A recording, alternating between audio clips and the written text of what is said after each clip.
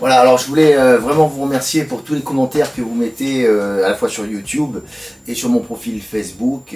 Vraiment, ça me fait vraiment plaisir. Ça m'aide beaucoup dans ma discipline du plongeon de haut vol. C'est pas une discipline simple, une discipline compliquée. Et vraiment, vos encouragements, le fait de savoir que vous me suivez, ça me fait très plaisir.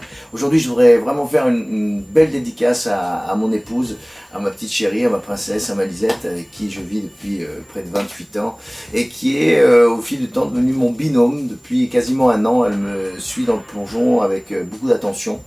Elle me fait la sécurité dans l'eau et ça c'est pas anodin, ça m'aide beaucoup avec son paddle stand-up et du coup je me sens plus rassuré et elle fait partie vraiment de toute la préparation mécanisée de mon plongeon et pour moi c'est très important.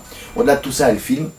Et elle filme la pénétration dans l'eau. Pourquoi? Parce qu'aujourd'hui j'essaye de peaufiner encore un petit peu plus et je découvre des choses encore aujourd'hui dans le plongeon et on s'est aperçu en fait que plus on allait gagner de la profondeur, plus on allait gagner du confort. C'est un petit peu le problème qu'on retrouve chez les sauteurs et les plongeurs. La plupart du temps, dès lors qu'ils touchent l'eau par les pieds ou par la tête, considèrent que le plongeon est terminé et finalement refusent un petit peu la pénétration dans l'eau et essaient de ressortir instinctivement, immédiatement, ce qui est vraiment une grossière erreur.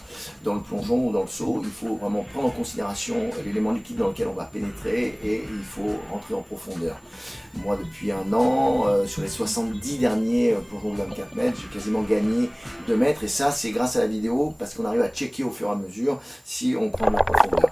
Alors l'apnée qui suit derrière est un petit peu un nouveau protocole aussi. Ça me permet de préparer cette apnée dès lors que je pose mes pieds sur le rocher, dès lors que je suis sur le plongeoir. Et bah, c'est pas mal aussi, c'est une prouesse technique en plus, c'est très compliqué, physiologiquement c'est compliqué parce qu'on rentre dans l'eau dépourvu d'air et donc du coup de générer après derrière une apnée de 20, 30 ou 40 mètres, c'est assez compliqué mais ça me permet de me mettre aussi un petit coup de pied dans le cul et j'aime bien, quoi. Voilà. Alors pour filmer cette séquence là, ce plan séquence, c'est-à-dire d'en haut du plongeoir à l'impact et tout le suivi sous l'eau, c'est très compliqué en termes de cadrage et là pour le 174e plongeon de 24 mètres, bah, Lisette a réussi à faire un plan séquence qui est plus que convenable et voilà, je voulais te féliciter mon amour, c'est-à-dire que je t'aime très fort et je suis très fier de toi. Ciao les amis et merci encore pour vos commentaires, j'adore.